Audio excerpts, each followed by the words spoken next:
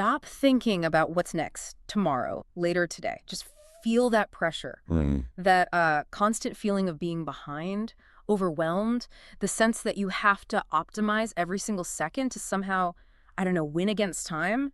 It's exhausting, isn't it? It really is. It's almost like the background hum of modern life. Yeah.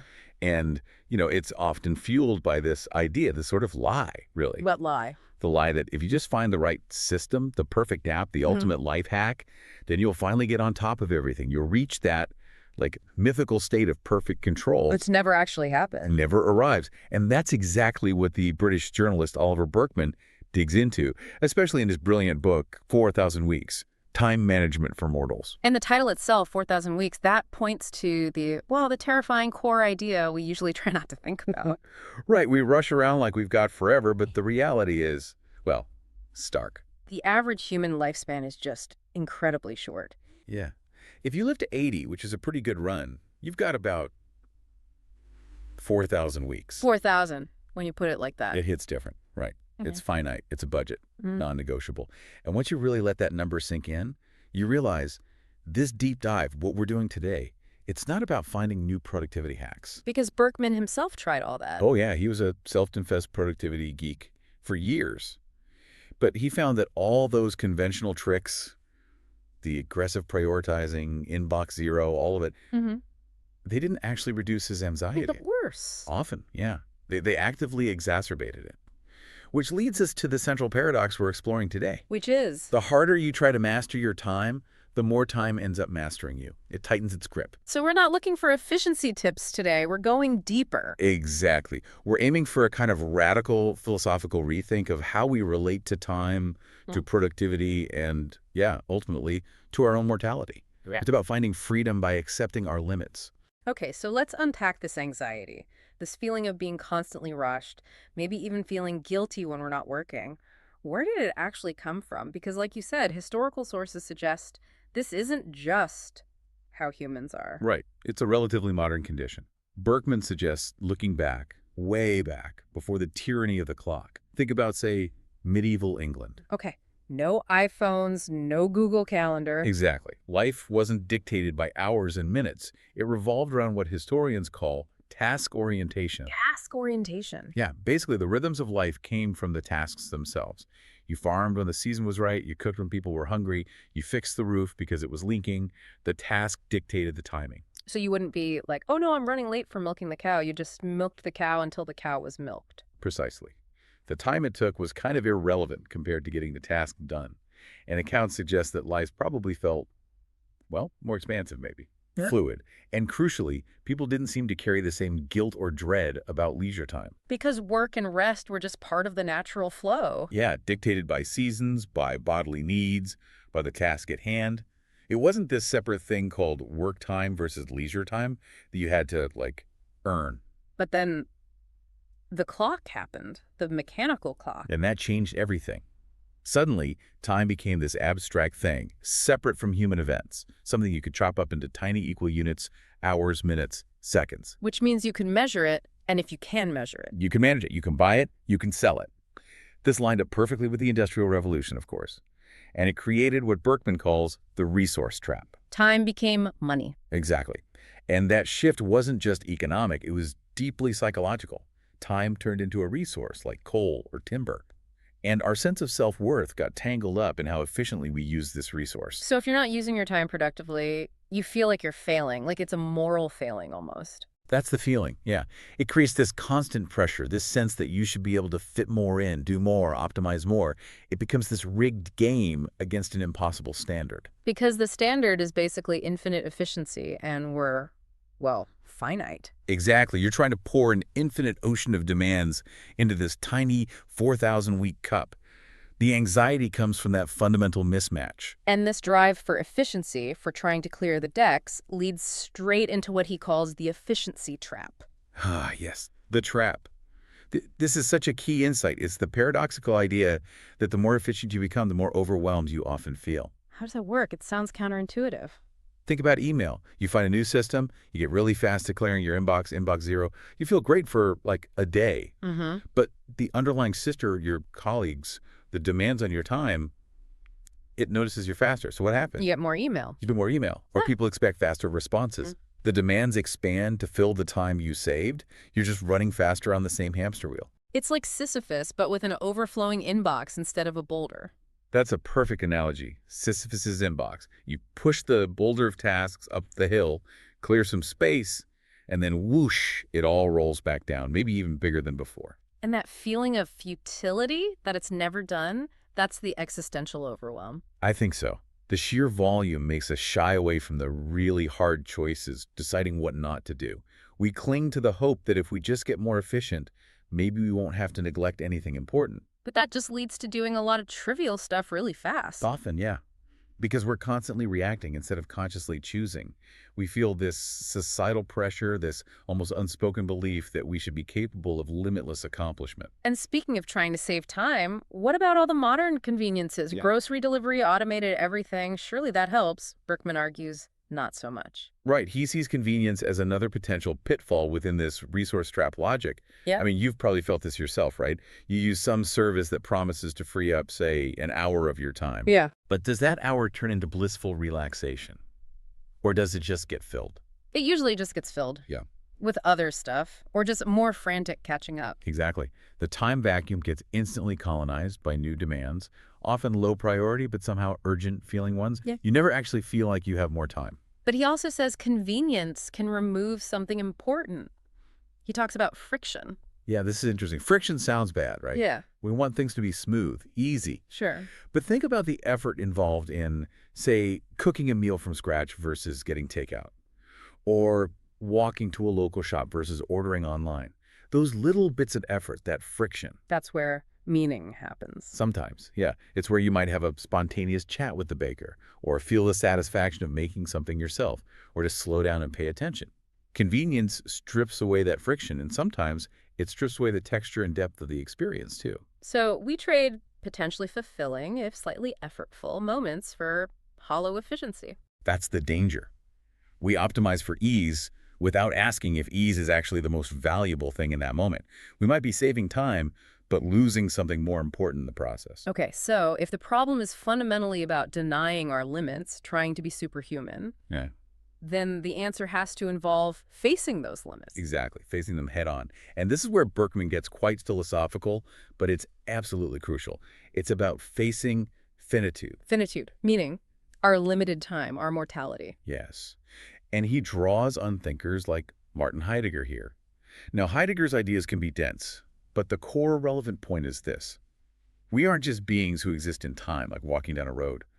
Heidegger says we are time. Our very being is defined by its temporary nature. We are time. That's a big shift. It is. It means our limitedness isn't just a feature of our existence. It is our existence. Heidegger called this being towards death, which sounds pretty bleak. How is facing that supposed to be liberating? Seems like it would just make you depressed. Well, that's the paradox, isn't it? Mm-hmm. Berkman argues, and Heidegger too, that denying our finitude, trying to live as if we're immortal, leads to an inauthentic life. We get caught up in chasing security, control, always treating the present as just a stepping stone to some perfect future. Okay. But when you truly accept that death is the end point, that your time is limited, it injects urgency and meaning into the now. You stop waiting for the right time because you realize this is the only time you definitely have. It forces you to make choices that actually matter to you. Another philosopher, Martin Hageland, makes a related point, right, about eternal life. Yes. Hagelin asks you to imagine if we did live forever. Would anything really matter? Why bother going on that amazing trip now if you could do it in 1,000,000 years? Why commit to this relationship if there are infinite others to try later? Nothing would have any weight. Exactly. It's the very fact that our experiences are temporary, that this vacation will end, that this phase of life will pass, that gives them their value, their poignancy. Finitude isn't the problem. It's the precondition for meaning.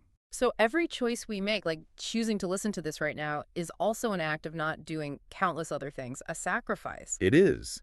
And acknowledging that sacrifice, Burkeman says, is the key to finding the joy of missing out. JOMO, the antidote to FOMO, the fear of missing out. Right. We're so wired to worry about what everyone else is doing, the amazing experiences we might be missing. FOMO creates anxiety. But JOMO is about being happy with what you didn't choose. How does that work without just being passive? It's not passive resignation. It's the positive feeling that arises from consciously choosing what matters to you, knowing you must miss out on other things. You decide to spend a quiet evening reading, you decline 3 other invitations, and you feel good about it, not deprived. Because you made a deliberate choice, aligned with your limited time and energy. Precisely. You shift your focus from the infinite things you could be doing to the finite, valuable thing you are doing. It's contentment born from making a commitment. Okay, that makes sense. But applying this to the daily grind, that huge to-do list, how? This leads to his rather provocative idea about procrastination. Yeah, becoming a better procrastinator. It sounds like heresy in the productivity world. Right, we're told to eliminate procrastination. But Burkeman argues that's impossible and undesirable. Since you can't possibly do everything, you will inevitably procrastinate on or neglect vast swaths of tasks. The real question isn't whether you'll procrastinate, but what you'll procrastinate on. So it's about strategic neglect, creative neglect. Exactly. Effective time management isn't about getting everything done. It's about consciously choosing to neglect the right things, the less important things, so you actually have time for what truly matters. It's accepting that your inability to do it all isn't a personal failure, it's just math. Finite time, infinite demands. So what are the practical tools for this creative neglect? He offers a few. First, a really crucial mindset shift. Pay yourself first. Like with money. Save first, then spend what's left. Exactly the same principle, but with time. You have to proactively schedule and protect time for your most important, meaningful activities. Your deep work, your relationships, your rest, before your calendar fills up with other people's urgent but maybe less important demands. Don't wait until you've cleared the decks to do what matters, because the decks never clear. They never clear. If you wait, that important stuff gets endlessly postponed. Second tool, limit your work in progress, WIP. Okay, WIP. Yeah, it's a concept from manufacturing, but it applies perfectly here. Consciously limit the number of projects or major tasks you're actively working on at any one time. Maybe just 2 or 3 big things. Why? Doesn't multitasking feel more productive? It feels productive, but it's usually not. Juggling too many things creates mental clutter, constant context switching costs, and very little actually gets finished.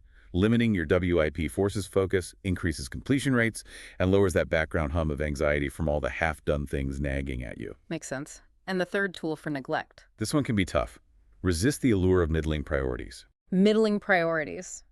What are those? These are the things that sound pretty good. They're appealing, maybe helpful to someone, maybe seem vaguely important, but they aren't aligned with your core goals. They're tempting distractions that siphon off time and energy from the stuff that would make a real difference. So learning to say no even to good opportunities if they aren't the best opportunities for your limited time. Exactly. Saying no to the good to make space for the great. It requires real clarity about what matters most. And this difficulty in saying no, in choosing what to neglect, it feels linked to perfectionism, doesn't it? We don't want to do something if we can't do it perfectly, so we avoid choosing or starting at all. Absolutely. Perfectionism is a huge driver of procrastination and paralysis. We have this idealized fantasy in our head of how the project should turn out or how the commitment should feel. And because reality is always messy and imperfect, We delay starting to avoid confronting that gap between the ideal and the real. Precisely. Burkeman points out that any actual effort in the real world must fall short of some perfect ideal. He mentions Franz Kafka, whose chronic indecisiveness, even in relationships, seemed to stem from this inability to accept the imperfect reality of commitment. Trying to avoid the messiness leads to doing nothing at all. Which brings us to a word with really negative connotations. Settling. Burkeman wants us to rethink settling. He does, radically. Yep. In our culture, settling sounds like giving up, like accepting second best. But viewed through the lens of finitude, settling isn't failure, it's necessary. Necessary for what? For deep commitment and real accomplishment. Think about it. Choosing a career path means not choosing countless others. Committing to a relationship means not pursuing others. Mastering a skill means dedicating time you could have spent elsewhere. To do anything meaningful requires choosing one path and accepting its inherent limitations and imperfections. That is settling, in a way. So making a choice, committing, settling down, that actually reduces anxiety, even though you're closing off options. Yes, because the constant agonizing process of weighing infinite possibilities drains your mental energy. Once you commit, once you settle on a path, you can redirect that energy from what if to how can I make this work? Yeah. You move from paralyzing fantasy to the messy but ultimately more satisfying work of building something real. Okay, so we've talked about time limits. Now let's talk about maybe our most vital, finite resource within that time, our attention. Burkeman argues that attention basically is life. Yeah, what you pay attention to is your reality, moment by moment. And yet we let it get hijacked so easily by, well, by utter triviality. He uses the amazing example of the watermelon problem. A BuzzFeed watermelon, I remember that. It was bizarre. Totally bizarre. It was 2016. BuzzFeed live streamed two people putting rubber bands around a watermelon until it exploded. It took 43 minutes. And how many people watched? 3 million people tuned in. 3 million people spent nearly an hour of their finite lives watching rubber bands tighten on a watermelon. And apparently many felt a deep sense of regret afterwards, like, what did I just do with my time? It perfectly illustrates how easily our attention gets commandeered by low-value stuff. And the philosophical point is profound. If your attention is your life, then giving it away to something meaningless is literally giving away a chunk of your life. It's a waste. Seneca talked about this thousands of years ago, didn't he? How people guard their money but let anyone steal their time? Exactly. We're careless with our most precious asset. And Burkeman argues that this ease of distraction isn't just about external things like notifications popping up. It's deeper. It's internal. He calls distraction the intimate interrupter. Meaning we distract ourselves, we're complicit. Very often, yes. Distraction isn't just something that happens to us. It's something we seek out, often unconsciously, as a way to avoid discomfort. What kind of discomfort? The discomfort of facing our limitations. The discomfort of difficult tasks. The discomfort of uncertainty. The discomfort of feeling we lack control. When a task feels hard or boring or emotionally challenging, the path of least resistance is to reach for a distraction, check email, scroll social media, anything to avoid sitting with that uncomfortable feeling. He tells a great story about this involving a monk trainee in Japan, Steve Young. Yes, it's a powerful illustration. Young was doing this incredibly intense Zen training, which involved rituals like standing under freezing waterfalls. Pure physical misery. Sounds awful. Right. And initially, he tried to resist the pain, distract himself from it. But he found that when he actually leaned into the discomfort, when he focused fully on the icy shock without resistance, something shifted. What happened? Paradoxically, it became more bearable. And afterward, his ability to concentrate improved. The insight was that the real suffering wasn't just the cold water. It was his internal resistance to feeling the cold water. So when we face a difficult, important task, part of the struggle is our resistance to the feelings it brings up, maybe boredom, frustration, fear of failure. Exactly. And we seek distraction to numb those feelings. But the solution, Burkeman suggests, echoing Young's experience, is often to accept the discomfort. To accept that important work often feels difficult, and that's okay. To realize you don't need to find a way to escape the feeling, you just need to tolerate it. Accepting there isn't a magic fix is the fix, in a way. Accepting the lack of control, which is hard, especially when it comes to planning. We love to plan, thinking it gives us control. But then there's Hofstadter's law. Ah, Hofstadter's law. It's brilliant and so true. Coined by Douglas Hofstadter, it basically says, it always takes longer than you expect, even when you take into account Hofstadter's law. Huh. It's recursively true. You account for it taking longer, and it still takes longer than that estimate. Exactly. It highlights our fundamental inability to accurately predict how long complex things will take. We just can't. Yet we pour so much energy into detailed plans, Gantt charts, schedules, thinking they'll give us certainty. Right. And planning is useful, don't get me wrong. It helps clarify intentions, coordinate actions, avoid obvious pitfalls. But it often creates anxiety because we expect it to deliver something it can't. Guaranteed control over the future. The future remains stubbornly unpredictable. Always. So the anxiety comes from demanding certainty from our plans, treating them like contracts with reality instead of what they are. Expressions of current intentions based on limited information. So how should we approach planning then? Burkeman suggests seeing plans more like expressions of intent, guides for present action, rather than rigid predictions demanding future compliance. It aligns with ideas from thinkers like Jinu Krishnamurti, who emphasize focusing intensely on the present and cultivating an attitude of, I don't mind what happens. That sounds radical. I don't mind what happens. It is radical. It doesn't mean not caring or not acting. It means detaching from the demand that the future must unfold exactly according to your plan. You do your best now, based on your plan, but you accept that reality will inevitably throw curveballs. The plan is a tool for now, not a weapon against the future. Okay, so if the future is uncontrollable and our time is limited, we desperately need to stop living in the future. We need to tackle the problem of future focus. That constant feeling that real life, the good part, will start later. Burkeman calls it the when I finally mindset. When I finally finish this project, when I finally get that promotion, when I finally clear my inbox. Exactly. Then I'll relax, then I'll be happy, then life will really begin. It perpetually defers fulfillment to a future state that, ironically, never quite arrives because there's always a new when I finally on the horizon. And this makes us treat the present purely instrumentally as just a means to get to that future. Yes, we instrumentalize our time. We view present activities not for their own intrinsic value, but only for what they achieve for the future. He uses the example of parenting. Right. If you see childhood only as a training ground for successful adulthood, you miss the joy, the connection, the unique value of the moments you're having with your child right now. Yeah. You're treating the present relationship as just a project aimed at a future outcome, rather than something precious in itself. Every day becomes just a stepping stone you have to get through. So the antidote is realizing that life is just this series of present moments, and any one of them could be the last time you do that specific thing. That's a powerful thought, isn't it? Every moment is a last time. It doesn't mean being morbid. It means appreciating the experience as it unfolds, because it is unfolding right now. This is it. There's no dress rehearsal. This pressure to always be productive, always focused on the future, has even warped our idea of rest. We have trouble just resting. We really do. Our culture often demands that even leisure has to be justified by its contribution to productivity. You don't just rest because you're tired. You rest so that you can be more productive later. So rest becomes another tool in the efficiency toolbox. Exactly. It gets instrumentalized too.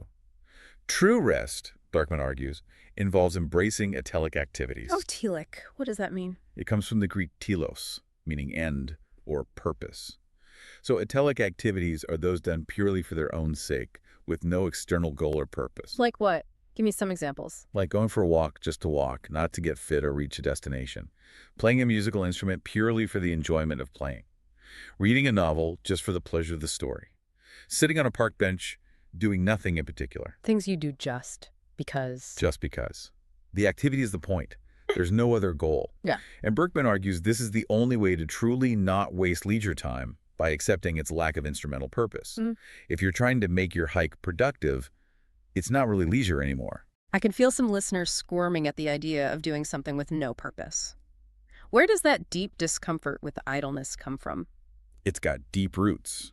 Partly historical, like the influence of the Protestant work ethic, which basically sanctified labor and made idleness seem sinful, wasteful. It's baked into our cultural DNA. And this discomfort fuels our impatience. That feeling that things should always be moving faster, the impatience spiral. Oh, absolutely. Think about pointless honking in traffic jams. Yes. My favorite irrational act. It's the perfect symbol. That angry honk is a protest against reality itself, an impotent rage that the world isn't conforming to the driver's desired speed. It achieves nothing, but expresses that deep frustration with limits. And technology makes it worse. Because things can be faster, we expect everything to be instant. Pretty much. Faster broadband, instant downloads, next day delivery. It all raises our baseline expectations. Yeah. So now, even a tiny delay waiting 30 seconds for a web page to load can feel like an unbearable affront. Our tolerance for waiting plummets. So we need to cultivate patience. But not patience as passive waiting. Patience as a power. Exactly. Not resignation, but an active stance. Burkeman offers 3 principles for this kind of powerful patience. First, develop a taste for having problems. A taste for problems, like enjoy them. Maybe not enjoy, but accept them as inherent to life. Life is a series of problems, big and small. Trying to achieve a permanently problem-free state is exhausting and doomed. Instead, learn to see problems not as interruptions to be eliminated, but as the very stuff of life that requires engagement. Okay, second principle. Embrace radical incrementalism. Meaning slow, small steps. Yes, accept that meaningful work, real change, usually happens slowly, through consistent small efforts. Resist the urge for quick fixes or dramatic breakthroughs. Just show up, do the next small thing, repeat. It requires patience with the process itself. And the third one is a great metaphor. Originality lies on the far side of unoriginality. He calls it stay on the bus. Right. This comes from photography students who were told to stay on the bus. Meaning, don't jump off at the first sign of boredom or difficulty in pursuit of something new and exciting. Persevere through the mundane, the repetitive, the seemingly unoriginal phases of learning or creating. Because the real insights often come after that initial slog. Often, yes. Breakthroughs emerge from sustained engagement, not constant novelty seeking. You have to put in the time, stay on the metaphorical bus, even when the scenery is dull, to get somewhere truly interesting. Now, we've talked a lot about individual time management, but Burkeman also warns about the dangers of too much individual control leading to isolation, the loneliness of the digital nomad. Yeah, it's a crucial point. He mentions the story of Mario Salcedo, the guy who literally lives on cruise ships. Ultimate freedom and control over his schedule. Right, maximum control. Yeah. But also profound loneliness. Burkeman argues, and research backs this up, that a significant chunk of human happiness comes from synchronized time. Synchronized time, like doing things together. Yes. Hmm. Shared holidays, community festivals, regular meal times, even things like the Swedish tradition of fika, the collective coffee and cake break. These shared rhythms create social cohesion and connection. When everyone is on their own, perfectly optimized but completely desynchronized schedule, society starts to fray. He mentions the Soviet Union trying to desynchronize work schedules. Yeah, a fascinating historical example. In the 1930s, they tried implementing a staggered work week, different days off, for everyone to keep factories running continuously. How did that go? It was a disaster. Families couldn't coordinate, community life collapsed. Even basic things like shopping became chaotic because you never knew who was working when. It proved how vital shared time is for social infrastructure. We need collective rhythm, not just individual flexibility. And finally, perhaps the most liberating perspective shift of all, cosmic insignificance therapy. Yes, it sounds funny, but it's deeply profound. The idea being realizing you're just a tiny speck in the grand scheme of things. That sounds potentially depressing. It could be, but Burkeman frames it as incredibly freeing. When you truly grasp the vastness of cosmic time and space, and the infinitesimal sliver that is your own life and worries, the pressure just evaporates. The pressure to be remarkable, to leave a huge legacy. Exactly. That crushing weight of needing to achieve something monumental to justify your existence on some grand scale, it just dissolves. You realize it's okay to be ordinary. It's okay that your life is just a life. So embracing insignificance lets you focus on what? On the small, tangible, everyday things that actually constitute a life. Nurturing relationships, contributing to your community in modest ways, finding joy in simple moments, doing your work well. It frees you from an abstract and over-demanding standard of remarkableness and lets you find meaning right here in the ordinary. Okay, so we've journeyed through the philosophy. Face finitude, embrace limits, let go of control. But what does this actually look like day to day? When you're staring at that overflowing inbox on a Monday morning, Burkeman does offer some concrete tools. He does. And they're not typical productivity hacks. They're more like practical ways to embody this limit-embracing philosophy. They force you to work with your 4,000-week budget, not against it. Let's talk through a few key ones. First, directly tackling that efficiency trap we discussed. Adopt a fixed volume approach to productivity. This is so important. It means deciding in advance how much time you'll dedicate to work each day and then stopping when that time is up. Set predetermined boundaries. So like I work from 9 to 5 and at 5 p.m. you actually stop, even if stuff is unfinished. Especially if stuff is unfinished, because stuff will always be unfinished. This forces you to accept the infinite nature of the to-do list and the finite nature of your time. It makes prioritization within that fixed container unavoidable, rather than letting work endlessly expand to fill all available space. It contains the sprawl. Okay. Second tool related to managing that overwhelm, serialize. Serialize, meaning focus on one big important project at a time, or maybe two, max. Resist the modern urge to juggle 10 major things simultaneously. Because juggling just leads to everything moving slowly and creates mental chaos. Precisely. Serialization is a commitment to focused neglect. You accept you can only give your full attention to one, maybe two, significant undertakings right now. This builds momentum, increases the chance of actually finishing things, and quiets that frantic mental state of trying to keep too many plates spinning. And speaking of neglect, the third tool requires some real guts. Decide in advance what to fail at. Yeah, this one makes people uncomfortable, but it's just radical honesty. Since you can't possibly meet every demand or fulfill every role perfectly, you are already failing at things by default every single day. Or do we just pretend we're not or feel guilty about it? Right. This tool says, stop pretending. Consciously choose which areas you will strategically underperform in, which commitments you will let slide, which balls you will intentionally drop, so that you have the bandwidth for what you've decided truly counts. You turn inevitable failure into a strategic choice. Exactly. It shifts it from a source of anxiety and guilt into a deliberate allocation of your finite resources. Painful, maybe, but powerful. So, wrapping this all up, the journey through 4,000 weeks really diagnoses what Burkeman calls the human disease. Yeah, this deep-seated, almost primal struggle with time. And the core of the disease is our relentless desire to master it, to achieve total control. Which leads to living a provisional life, always waiting for the real life to start. Mm-hmm. Always feeling like we're in rehearsal, waiting for conditions to be perfect, waiting until we finally get everything under control before we can truly live. But that moment of perfect control is a mirage. It never comes. Because, as Borges said, we don't have time. We are time. We're made of it. Like a river constantly flowing. You can't stand outside it and control it. You are the flow. So the path isn't more control, it's acceptance. Acceptance. Deep acceptance of our limits, our vulnerability, our lack of ultimate control, our uncertainty. That's paradoxically where the freedom lies. And instead of grand, future-oriented plans, Burkeman points towards a more immediate focus, something Jungian. Yeah, he talks about focusing on the next and most necessary thing, not the grand 5-year plan necessarily, but this single, immediate, meaningful action that's right in front of you, the one that feels most necessary now. Do that one thing with attention. Do that one thing. Yeah. That's all you can ever truly do. So for you listening, grappling with your own 4,000 weeks, maybe the takeaway isn't a new app or a scheduling technique. Probably not. Maybe it's permission to let go. Let go of the superhuman ideal. Let go of the need for total control. Celebrate the preciousness that comes from limitation. Your life's meaning doesn't hang on some impossible standard of greatness. It hinges on just showing up, engaging with the messy, finite reality you actually have. Right now. Exactly. And maybe the final thought to leave you with, the provocative question Burkeman poses, is this. What meaningful thing could you start or do today? What project, what relationship, what contribution, if you fully accepted that you might never see the final results? Wow.